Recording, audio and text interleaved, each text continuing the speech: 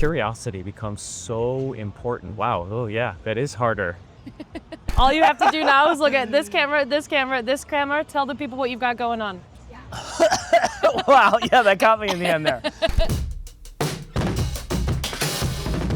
Welcome to Hot Wins with hot sauces and even hotter questions. I'm Taylor from Chilipiper. I'm joined today by Guy. Hi, I'm Yalif. I am former CMO and MarTech CEO, now on Chief Evangelist at Webflow.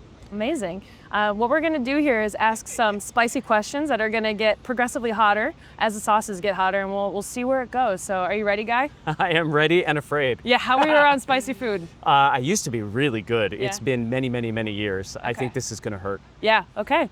We'll Right. see if I'm any worse on my incoherence as we get through it. Yes, that'll be fun to see. Yeah. All right, shall we get into Let's it? do it. Okay, let's do it. We'll start easy. And watch this be like super painful. I hope not. We did sample them all before. Oh, nice. All right, so let's eat our sauce and then we will get to the questions. Cheers. Cheers.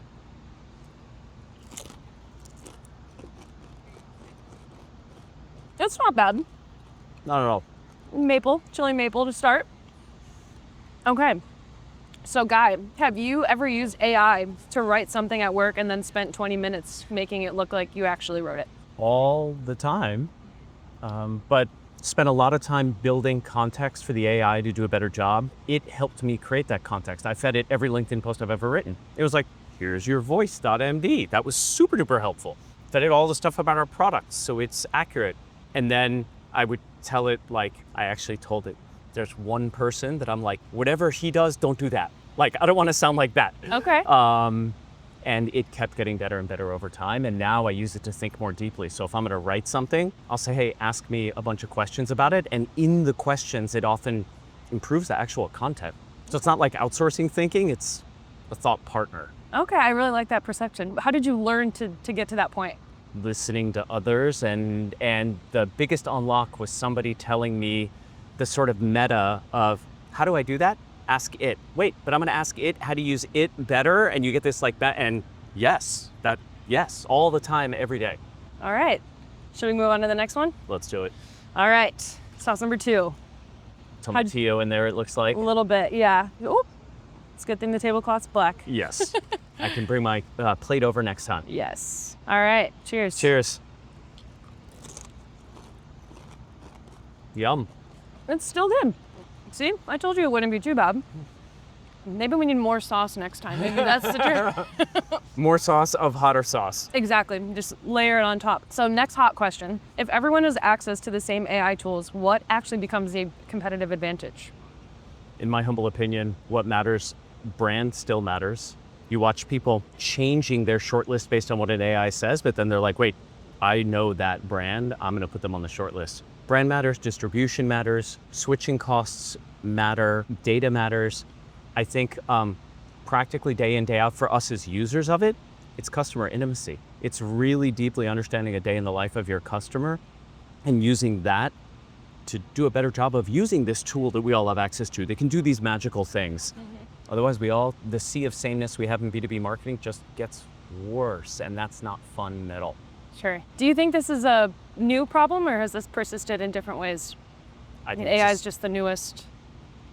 Yeah. I think it's a super insightful question, and in my humble opinion, exactly as you were suggesting, it's not new at all. We've all sounded the same forever, and to do a better job of meeting each prospect where they are in the journey, engaging them with things that are genuinely relevant to them.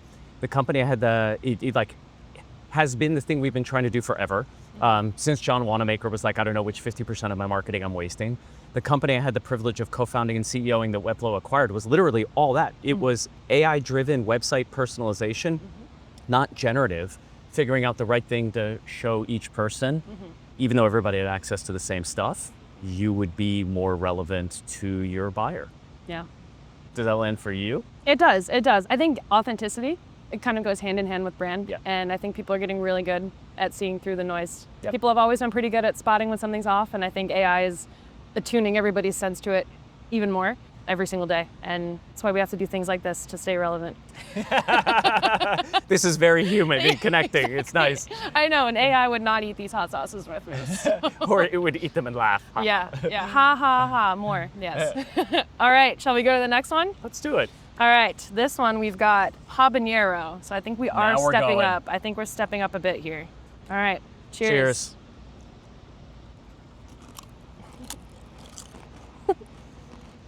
How you doing? Good. Yeah, That's there, it's there. but it's not unmitigated habaneros. Yeah, it's not disrespectful yet. And there's We're only halfway through. That'll I come. know it's coming. So most companies talk about using AI to move faster, but then their processes stay exactly the same. What's actually stopping you from moving faster with AI, even though you could? I think most of the CMOs I talk to, I've got the privilege of talking to hundreds every quarter, have come to appreciate that this is not a tech problem. Adopting AI, it's absolutely a change management human problem. And the thing that's stopping people from changing is the humans, but a whole bunch around them. Not that they're the impediment, it's we're asking people to do stuff and think in different ways than they have before without most of us knowing how to train each other how to do it. We're all fumbling around and figuring it out together. I feel like we go from like, am I allowed to touch these things? Are they security safe? To, hey, everybody go play, to why don't you point that play at our OKRs, to like automating, to like superhuman automating. And finally, then you reach the, okay, maybe we're actually changing how we work. Okay. And I feel like so much ink is spilled up here. And yes, I do think that will make a huge difference and we will want to go there. But there are all these steps to do in between and a whole lot of psychological safety to create in between so that people feel okay asking really stupid questions. Like Yeah. we're probably gonna look really dumb after we eat that to make that similarly okay. Like, hey, I don't understand the word that came out of your mouth. Or what is the difference between a skill and chat and a desktop and all those things? What advice would you give to somebody who's kind of starting in that journey? How have you cultivated that space and psychological safety for people to explore? At Webflow, our CEO, Linda, has done a very nice job of saying, this is something we all need to do. We all have the space to go do it. She has herself then shared, which I think is right. Leaders should be sharing like, here's what I've done. Here's, hopefully they feel good sharing like, here's where I fumbled. Here's what was hard. Here's what I learned. Here's where I felt really silly and dumb.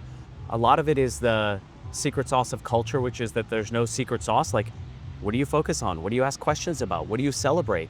It has evolved to AI champions in different departments, marketings. And so you've got somebody to go to. It's evolved to builder days. We did our third builder day a couple of weeks ago. Okay. The first two were EPD only. The third one, now the whole company was ready. And the energy that came out of that, the question before was like, hey, should we do this? The question afterwards, how often can we? Because so many people built so many things that they were so excited about.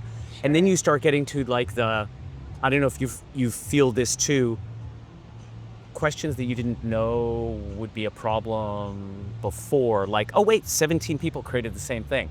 Okay, maybe now we need some curation around this. Maybe there's the stuff for myself, my own productivity, that I get to do whatever I want.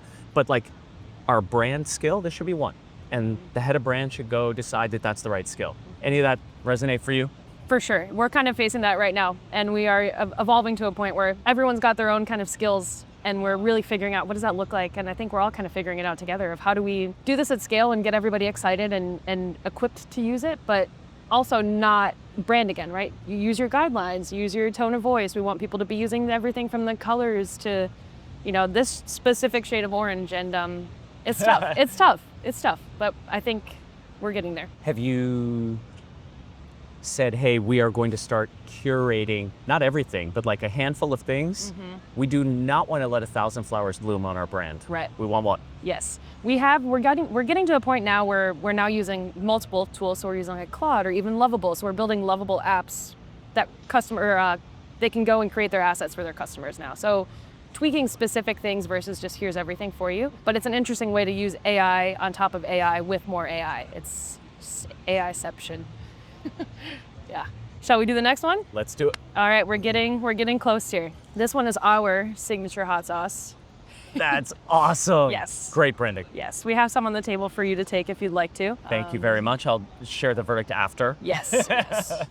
All right. Cheers. Cheers.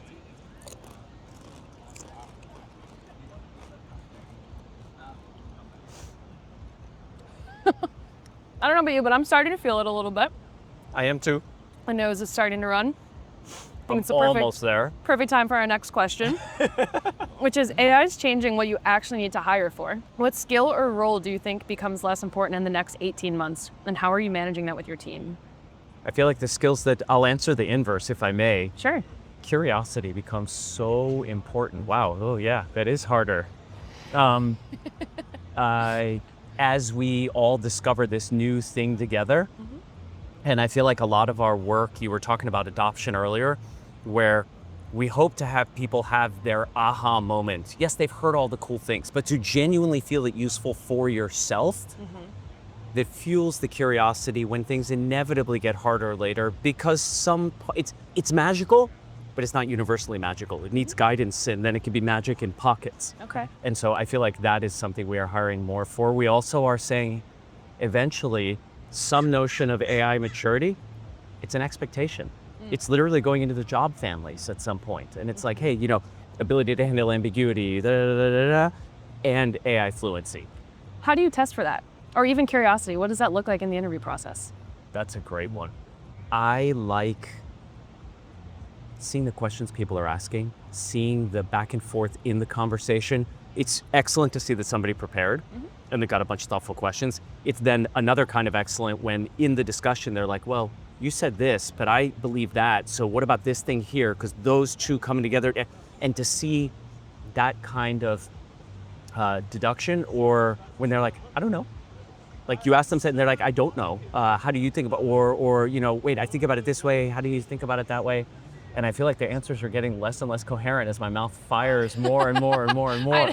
Wow. We do have milk. We do have milk if we need No, it. no, no, no. I'm powering in. through. We aren't doing this, but I have heard of other companies, in particular for coding roles, asking people to code live in front of them so that it can't be assisted. Okay. We're not doing that, but that's another way. Could be where we a very go. specific set of skills. Do you think curiosity can be taught? Yes and no. I think some of it is innate, like, hey, who we are, what fills our cup, what makes us happy. And then some of it is, you can set expectations. You can say, hey, this is how to do this job. Like an uncurious salesperson.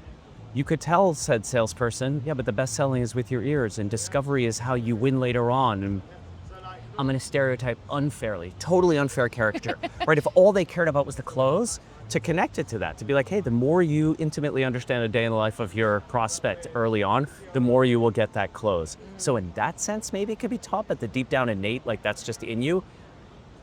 I don't know. You? I like that. What do you think?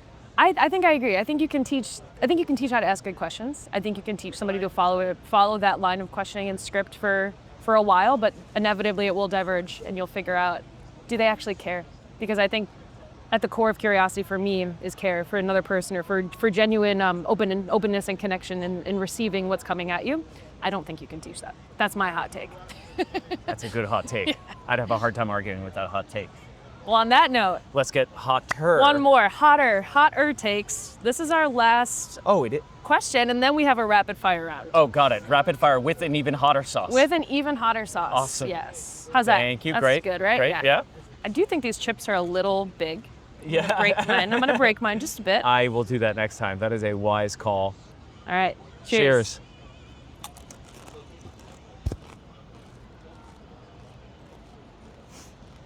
So all like our ratings by Thoughts? That's there. Yeah. It's starting to build. Yes. It didn't hit the way the previous one No, did. we have a hot sauce sandwich going on in my mouth right now, and Yes. we are. The layers are going. Yes, and the you feel layers them, are- the different kinds of hot interacting. Yeah, different parts of my mouth are activated based on these sauces as we go. Well, we have to have the maple or honey from the beginning. You've got some that like hit you more peppery, some that are, yeah. I do think that some of them have some redeeming flavor qualities to them. That one, not so much for me.